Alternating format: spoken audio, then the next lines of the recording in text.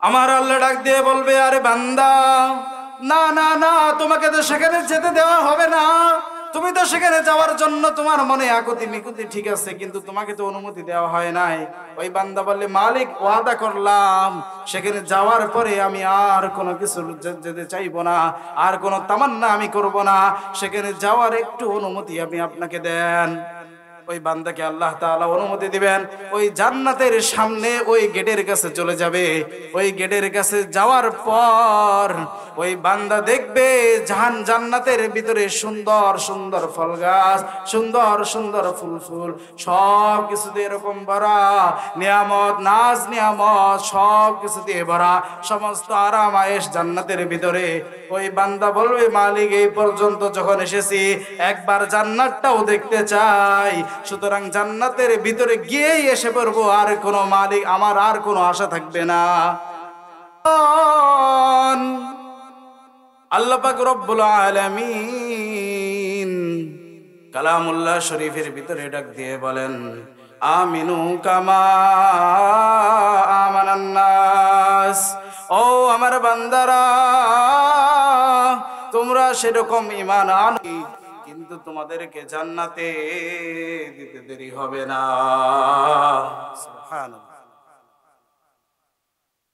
তো হযরতে ফেরাউনের স্ত্রী যে ছিল আসিয়া, কাল কিয়ামতের ময়দানে এই আসিয়াকেও আল্লাহ পাক রব্বুল আলামিন জান্নাত দান করেন, বলেন সুবহানাল্লাহ। তো যখন ফেরাউনের এক কাজের মেয়ে ছিল, সেই কাজের মেয়ে যখন মাথা আশ্রানোর জন্য তার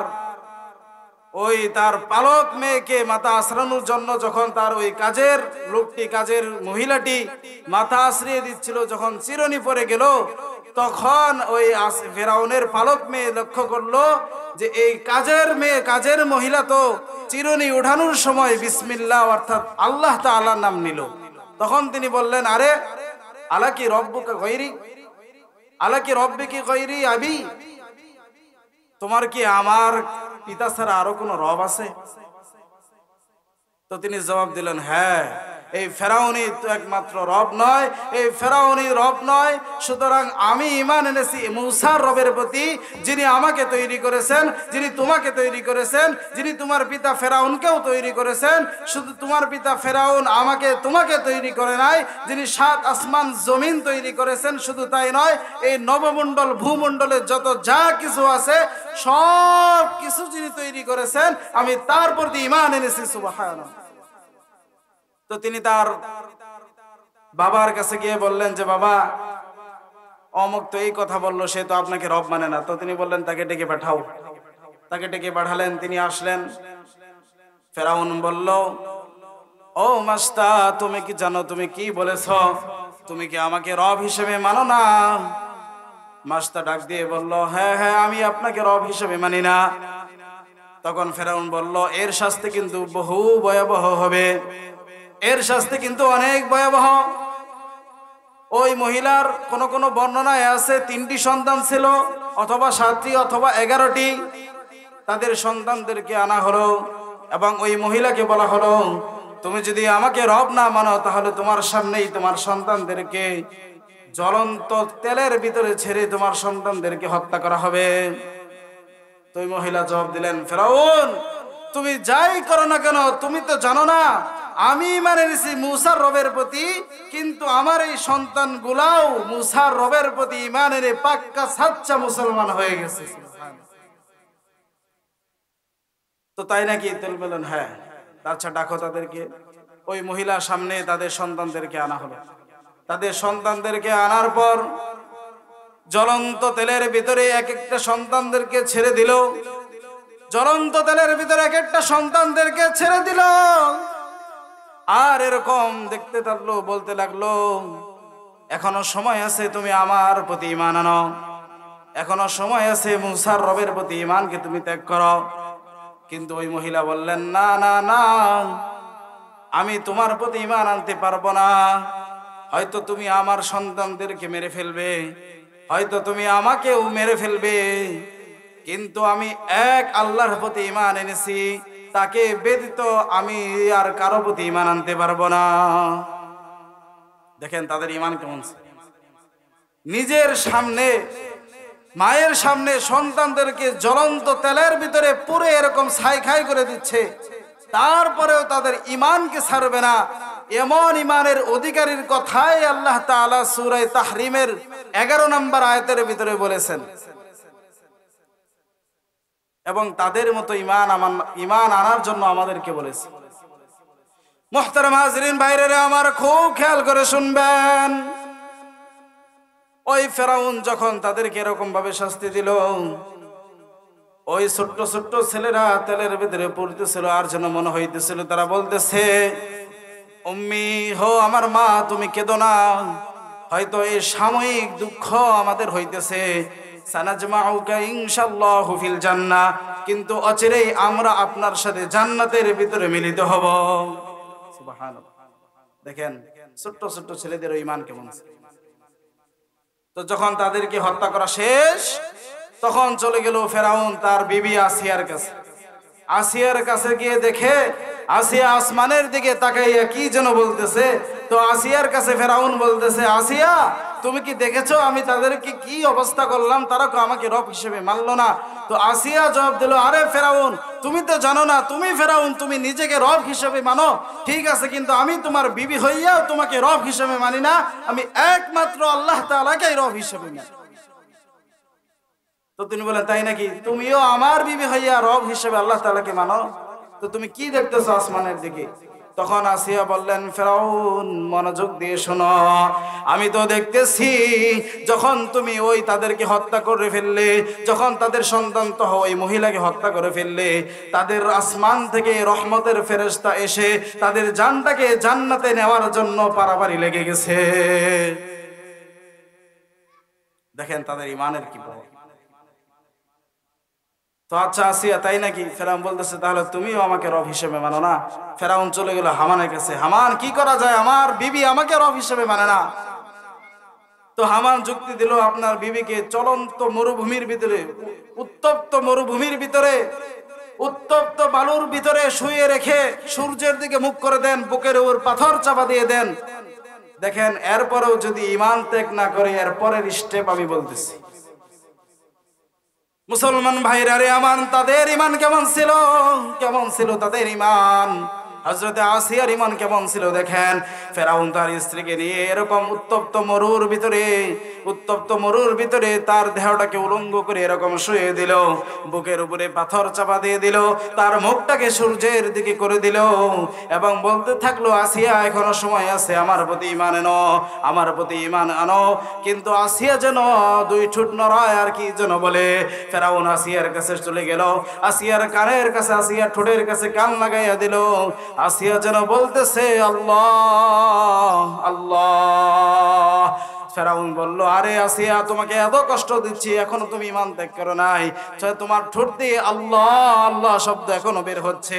আসিয়া বলল, আরে ফেরাউন, তুমি যতই আমাকে নির্যাতন করো না কেন, এক রবের প্রতি আমি যখন ঈমান এনেছি, যেই রবের প্রতি আমি ঈমান এনেছি, যেই রব তোমাকে পালন কর্তা, যেই রব আমাকে রিজিক দেয়, যেই রব আসমানকে তৈরি করেছেন, যেই রব জমিনকে তৈরি করেছেন, যেই রব সূর্যকে তৈরি করেছেন, যেই রব চন্দ্রকে তৈরি করেছেন, সেই রবের প্রতি আমি ঈমান এনেছি।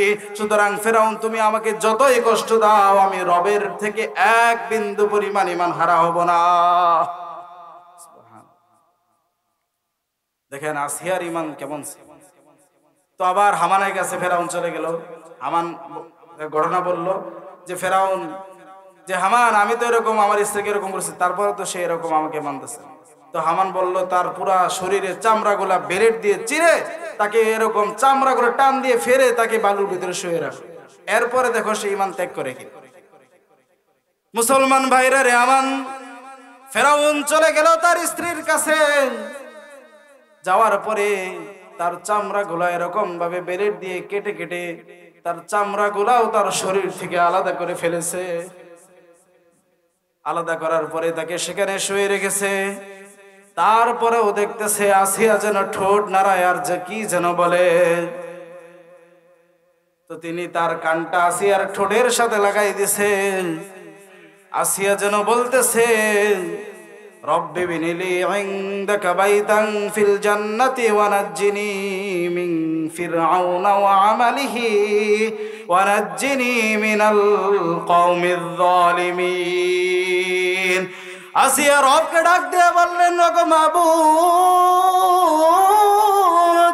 ও আমার মালিক, দেখো দেখো ফেরাউন আমাকে কত কষ্ট দিতেছে, আমি তারপরেও তোমার থেকে এরকম ঈমান হারা হই নাই, তোমার থেকে বিশ্বাস হারা হই নাই। দেখো আসিয়া, দেখো ফেরাউন আমাকে এরকম আমার শরীরে চামড়া করে তুলে ফেলেছে তোমার থেকে তোমাকে রব হিসেবে স্বীকৃতি না দেওয়ার জন্য, কিন্তু আমি তারপরেও আমি ফেরাউনের প্রতি ঈমান আনি নাই। সুতরাং তোমার নিকটে জান্নাতের ভিতরে আমার জন্য একটা ঘর নির্মাণ করে দাও এবং এই ফেরাউন এবং তার কাজকর্ম এবং এই জালেম সম্প্রদায় থেকে আমাকে মুক্তি দাও। কিন্তু এই কথাটা যখন বলছে আল্লাহ তাআলার কাছে পছন্দ হয়ে গেছে। তখন আবার ফেরাউন দেখতেছে যে না, আসিয়া তো আমার প্রতি ঈমান আনতেছে না, তার রবকে মানতেছে, তার রবকে ছাড়তেছে না। তো তাকে যখনই পাথর দিয়ে, উপর থেকে পাথর দিয়ে যখনই হত্যা করতে যাবে, হত্যা করার আগেই আল্লাহ তাআলা আসিয়াকে জান্নাতের ভিতরে নিয়ে গেছে। সুবহানাল্লাহ। সাহাবায়ে কেরাম প্রশ্ন করলেন, ইয়া রাসূলুল্লাহ, তাহলে যখন ফেরাউন তাকে হত্যা করেছে আসিয়ার কি কষ্ট হয় নাই? আল্লাহ রাসূল জবাব দিচ্ছেন, আবে সাহাবীরা শোনো, ফেরাউনের পাথর আসিয়ার বুকে পড়ার আগেই আল্লাহ তাআলা এই আসিয়ার রূহটাকে জান্নাতের ভিতরে নিয়ে গেছে। সুবহানাল্লাহ। তাহলে দেখেন তাদের ঈমান কেমন ছিল আর আমাদেরও ঈমান।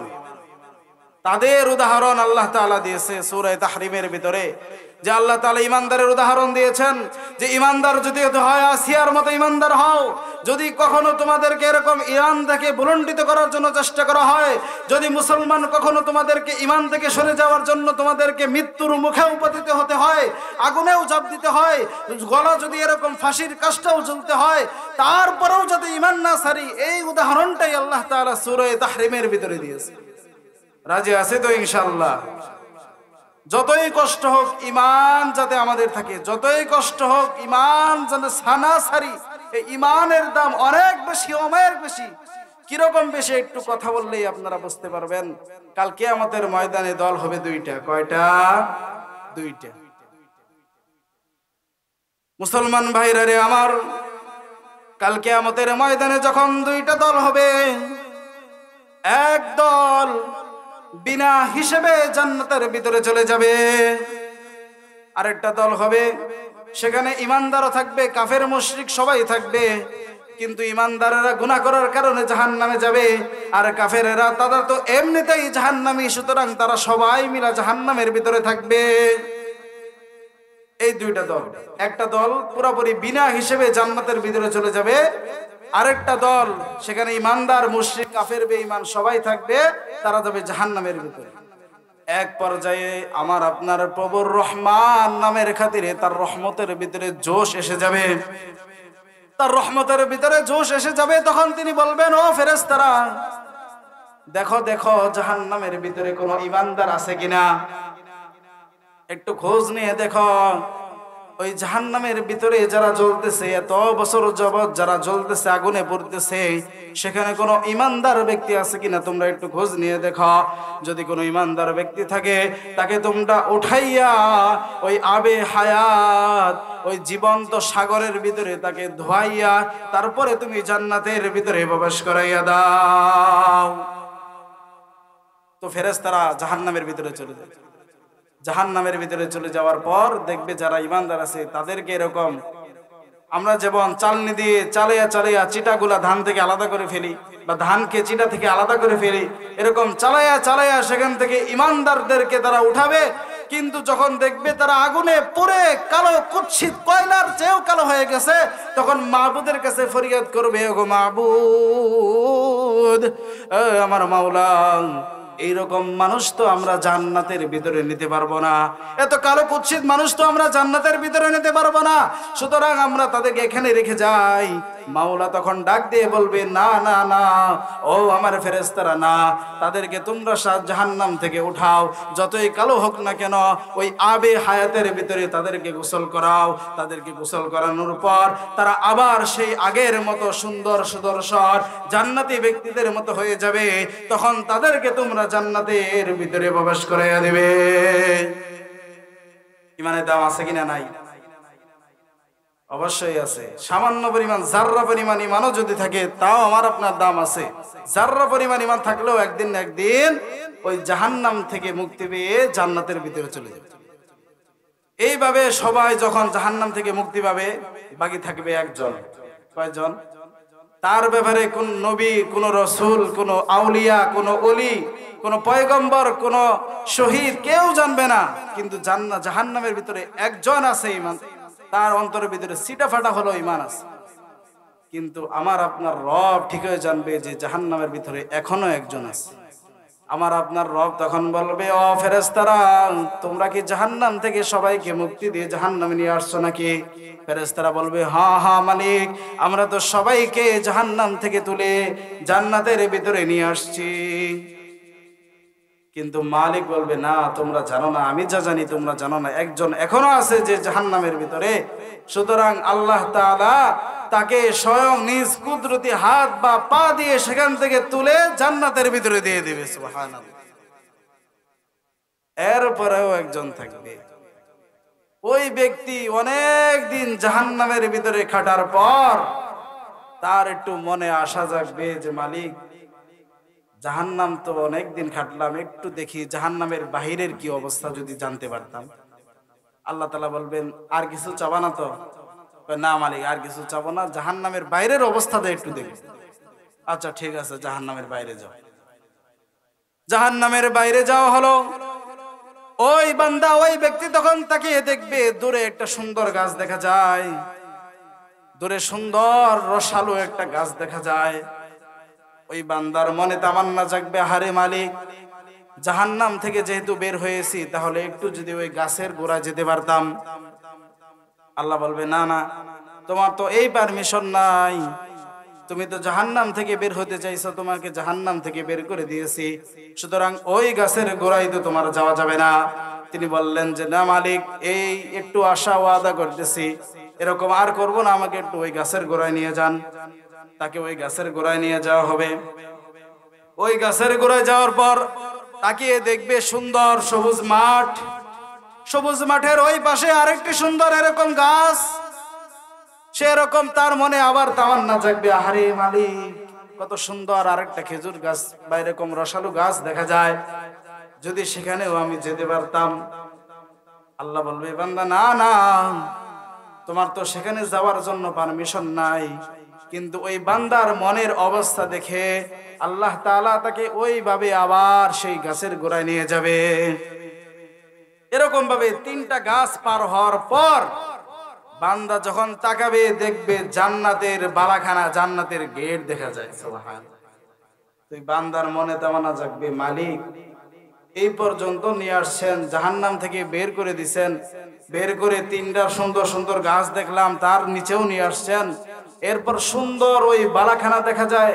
আহারে মালিক, আমার অন্তরে, আমার মনটা বেকুল হয়ে আছে, আহারে মালিক, যদি সেখানে যেতে পারতাম। আমার আল্লাহ ডাক দিয়ে বলবে, আরে বান্দা, না না না, তোমাকে তো সেখানে যেতে দেওয়া হবে না, তুমি তো সেখানে যাওয়ার জন্য তোমার মনে আকুতি মিকুতি ঠিক আছে, কিন্তু তোমাকে তো অনুমতি দেওয়া হয় নাই।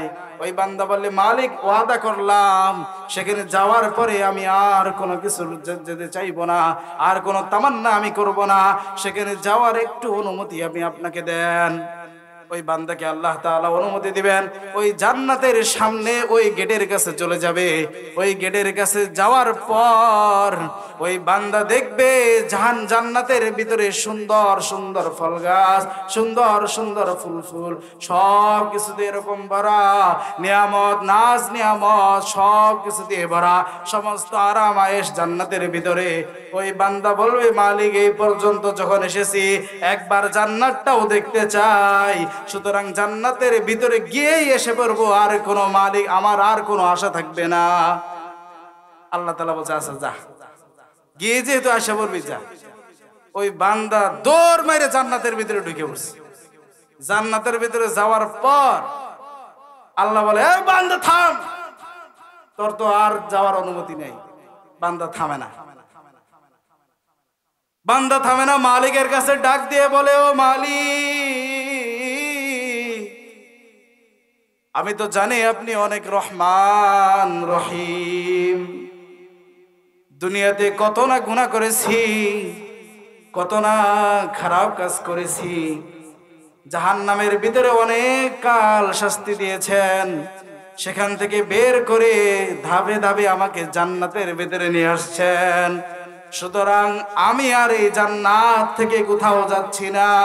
তখন রহমতের জোয়ারে এরকম জোশ এসে যাবে আমার আপনার মালিকের রহমান নামের খাতিরে, তার রহমতের ভিতরে জোশ এসে যাবে। মালিক বলবে, আরে বান্দা, যখন তুমি জান্নাত থেকে যেতে চাইতেছো না, তাহলে যাও যাও যাও, আমি তোমাকে জান্নাত দিয়ে দিলাম।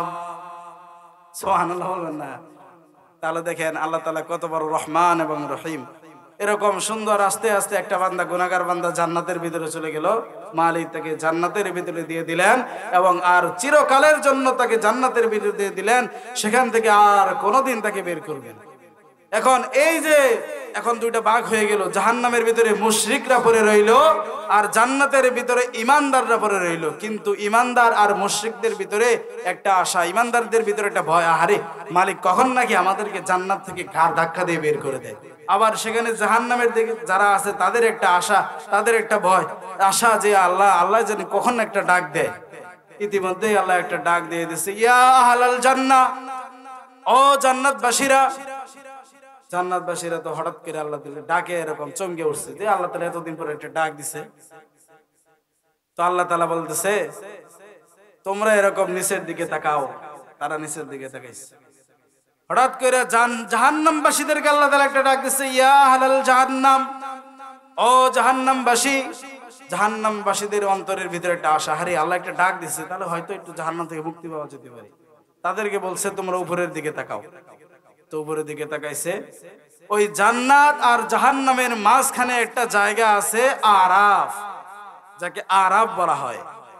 তো এই আরাফের ভিতরে আল্লাহ তাআলা একটা ছাগলের বকরির মতো বা এরকম দুম্বার মতো একটা প্রাণী সেখানে দাঁড় করাবেন এবং বলবেন, এটাই হচ্ছে মাউত। সুতরাং আল্লাহ তাআলা এই মৃত্যু নামক বস্তুটার একটা জীবন্ত একটা প্রাণী রূপে দিবেন এবং সেখানে তাকে আল্লাহ তাআলা কোনো বর্ণনায় আছে জবাই করে দিবেন, আবার কোনো বর্ণনায় আছে আল্লাহ তাআলা সেখানে তাকে হত্যা করে দিবেন। এই যে মৃত্যু নামক জন্তুটা হত্যা হয়ে গেল, জবাই হয়ে গেল, এখন জান্নাতবাসী যারা আছে তারা চিরস্থায়ীভাবে জান্নাতে হয়ে গেল, আর জাহান্নামে যারা আছে তারা চিরস্থায়ীভাবে, বাবারে আহারে কত কষ্টের জায়গা, সেই চিরস্থায়ীভাবে জাহান্নামের বাসী হয়ে গেল। এরপর থেকে জান্নাত আর জাহান্নাম আলাদা। জান্নাতীদের আর কোনো ভয় নাই যে আল্লাহ তাআলা বের করে দিবে, আর জাহান্নামে যারা আছে তাদেরও আর কোনো আশা নাই যে আল্লাহ তাআলা হয়তো বা আমাদেরকে জাহান্নাম থেকে মুক্তি দিয়ে জান্নাতে দিবে। এই যে দুইটা অবস্থা তৈরি হলো, এখন বলেন আল্লাহ তাআলা সূরা জিলজালের ভিতরে বলেন, ফামান ইয়ামাল মিসকালা যাররাতিন খায়রান ইয়ারা ওয়া মান ইয়ামাল মিসকালা যাররাতিন শাররান ইয়ারা। আমি আপনি যদি এই দুনিয়াতে থাকা অবস্থায় সামান্যতম জাররা থেকে জাররা পরিমাণও সৎ কাজ করি, সেটাও আমরা পাবো। সামান্য থেকে সামান্য যদি আমরা অসৎ কাজ করি, গুনাহের কাজ করি, সেটাও আমরা সেই কাল কিয়ামতের ময়দানে দেখতে পাবো, কোনো সন্দেহ নাই। সুতরাং এখান থেকে আমাদের কবরের সামান, আখিরাতের সামান বুঝিয়ে নিতে হবে, গুছিয়ে নিতে হবে। আজকে এই যে এত আয়োজন, এখান থেকে আমাদের একটাই শিক্ষা নিতে হবে যে কবরের সামান কিভাবে তৈরি করা যায়। কবরের সামান তৈরি করার জন্য রাজি আছেন তো ইনশাআল্লাহ? হাত তুলে দেখান ইনশাআল্লাহ, আওয়াজ দিয়ে বলেন ইনশাআল্লাহ। আল্লাহ তাআলা সবাইকে কবুল করেন, সকলে বলি আমিন।